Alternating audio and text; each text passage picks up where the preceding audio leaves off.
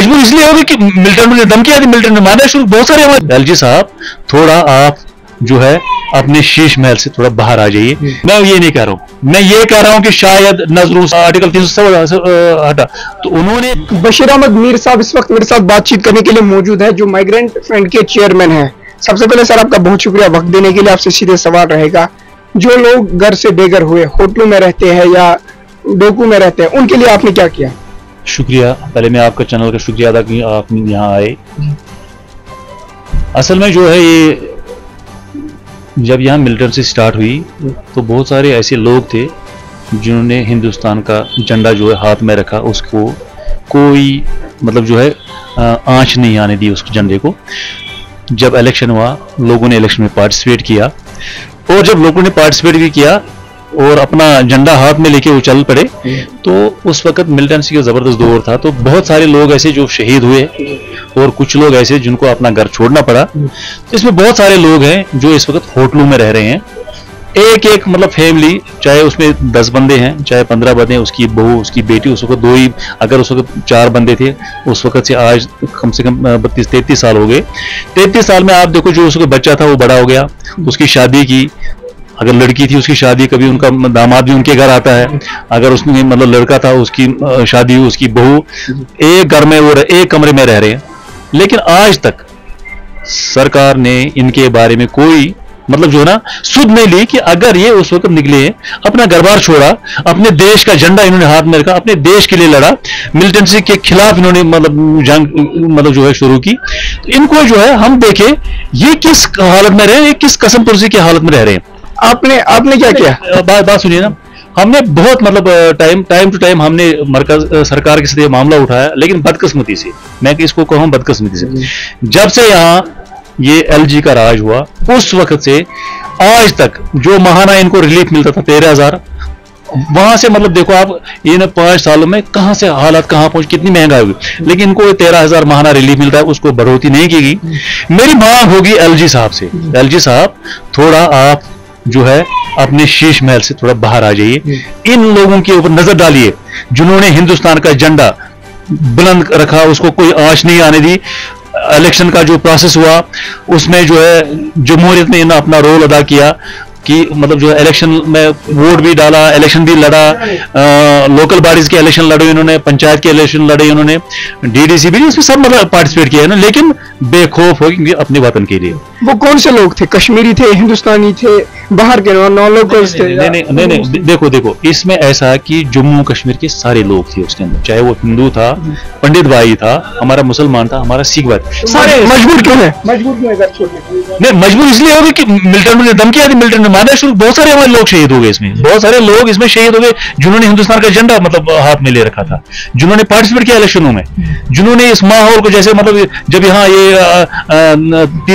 Article 370 हटा तो उन्होंने जो है ना बिल्कुल बगैर डरे उन्होंने हिंदुस्तान का झंडा भी मतलब बुलंद रखा।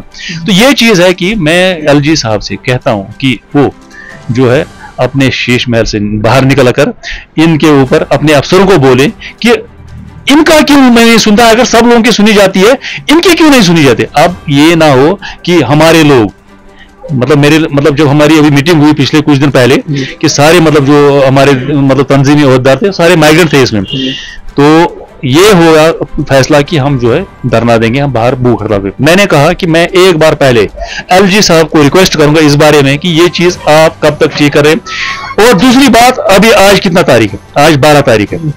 12 तारीख पर आज भी किसी को ये रिलीफ की चेक नहीं मिली, इनके अकाउंट में पैसा नहीं आया। बीमार लोग हैं, बहुत सारे मतलब बीमार भी हैं बेचारे, जो है ना उनके लिए दवाई का पैसा नहीं। अब मानते हैं सरकार जो है इनके लिए कोई कदम नहीं उठा, कहां उठा रही है? मुझे सरकार फेल हो गई। मुझे मैं नहीं इनकी तो ये तो इनके नजरों में नहीं, ये तो बिल्कुल नजरों से ओझल हो गए मेरे माइग्रेंट लोग, ये तो नजरों से ओझल है, इनकी नजरों में नहीं है। मौजूदा सरकार वादे कर रही है हम गरीबों के साथ है, जो घर से बेघर सब। मैं मानता हूं सबके साथ, लेकिन मेरे माइग्रेंटों के साथ नहीं है।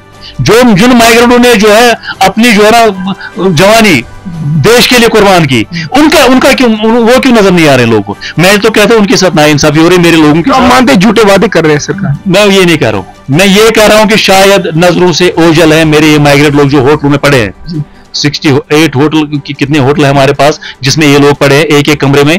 कम से कम सरकार ये चीज कर सकती थी। इनके जैसे हमारे पंडित भाइयों के लिए रिहेबिलिटेशन वो ढूंढ रहे हैं, बड़ा खुश हैं क्योंकि वो हमारे भाई है। लेकिन ये जो यहाँ मुस्लिम माइग्रेंट इन होटलों में बैठे हैं, तो इनके लिए क्यों नहीं सोचा जा रहा? इनके लिए कोई पॉलिसी नहीं बनाई जा रही, उनके लिए कोई प्लान क्यों नहीं बना रहा? इसको भी हम, इनको भी कहीं हम रिहेबिलिटेट करेंगे, उनके लिए क्यों नहीं? तो ये जो है ना, शायद इनकी नजरों में नहीं है ये लोग। एलजी साहब से मैं ये कह रहा हूँ, आप एज ए चेयरपर्सन क्या करेंगे उनके लिए? मैं ये कह रहा हूँ कि मैं आज पहली बार गवर्नर साहब को रिक्वेस्ट कर रहा हूँ, गवर्नर साहब जरा ये मामला देख लीजिए, अपने एडमिनिस्ट्रेशन को बताइए कि ये इनका रिपोर्ट लेकर सारा किस हाल में रह रहे हैं, कि मतलब किस मुसीबत में एक हम कमरे में रह रहे हैं, उधर इनको खाना, उधर ही पीना, उधर ही उनको खाना भी पकाना, सारा कुछ उसी कमरे में उनको करना है। कम से कम वो तो इंसान है ना, और वो इंसान जिन्होंने देश के लिए कुर्बानी दी, उनके लिए मैं कहता हूं कि एलजी साहब आप जरा सोचिए। मैं प्रधानमंत्री से भी रिक्वेस्ट कर रहा हूं, अपने होम मिनिस्टर अमित शाह जी से मैं रिक्वेस्ट कर रहा हूं, अपने यहाँ अशोक कोल जी जो हमारे ऑर्गेनाइजेशन सेक्रेटरी हैं बीजेपी के, उनसे रिक्वेस्ट कर रहा हूं, हमारे जो रविंद्र रैना जी प्रेसिडेंट है यहाँ के बीजेपी के, उनसे भी रिक्वेस्ट कर रहा हूं, खुदारा इन लोगों का हाल देखिए और इनका कोई जख्मों के ऊपर इनको मरहम लगा दीजिए, एक रिहेबिलिटेशन का प्लान इनके लिए बनाइए। इनके कहीं मतलब जो है ना, कहीं इलाके में एक मतलब हर एक डिस्ट्रिक्ट के लोग हैं इसमें, हर एक डिस्ट्रिक्ट में अगर इनके लिए एकोमोडेशन बनाई जाए, छोटी भली हो लेकिन इस एक कमरे से निकालो उनको। यहाँ के क्या होता है कि आम लोग मतलब रिश्ता करना मुश्किल होता है, हमारे लोगों को जितने भी लोग हैं वो इनको किसी दूसरी नज़र से देखते हैं। लड़की हो, इनका रिश्ता भी अभी आपस में ही करना पड़ रहा है हमको, जैसे कोई कम्युनिटी होती है, क्योंकि बाहर के लोग बोलते हैं ये गद्दार लोग हैं कि इनके साथ रिश्ता भी मत जोड़ो। तो गवर्नर साहब से मैं रिक्वेस्ट कर रहा हूँ, ये चीज़ ज़रा पहली फुर्सत में देख लीजिए, ताकि अगर आप इसको देखते हैं ठीक है, ऐसा ना हो कि हम मतलब मजबूर हो जाए रोड पर आने के लिए, भूख हड़ताल। अगर वैसे होटलों में मर रहे हैं हमारे लोग, क्यों ना वहां भूख हड़ताल पे वहां मरे हैं, एक ही बात है। तो ये लास्ट में रहे, मेरे फिर एक बार गवर्नर साहब से रिक्वेस्ट करता हूं, इसको पहली फुर्सत में देख लीजिए और अपने एडमिनिस्ट्रेशन को, चीफ सेक्रेटरी साहब को बताएं, और रिलीफ कमिश्नर को, खासकर जो रिलीफ कमिश्नर हमारे हैं, उनको बताया जाए कि ये चीज देखें। बहुत शुक्रिया आपका वक्त देने के लिए। बशीर मीर साहब थे जो माइग्रेंट फ्रंट के चेयरमैन थे। इनकी जो है डिमांड है, गुहार लगा रहे एलजी साहब से, प्राइम मिनिस्टर साहब से, होम मिनिस्टर साहब से, कि जो घर से बेघर हुए थे उन्हें जो है उनके बारे में सोचा जाए, उनका जो महाना उनको मिलता है वो जो है उसमें इजाफा करे, रिलीफ में इजाफा करे। देखते रहिए KTN रुदार जुनैद के साथ।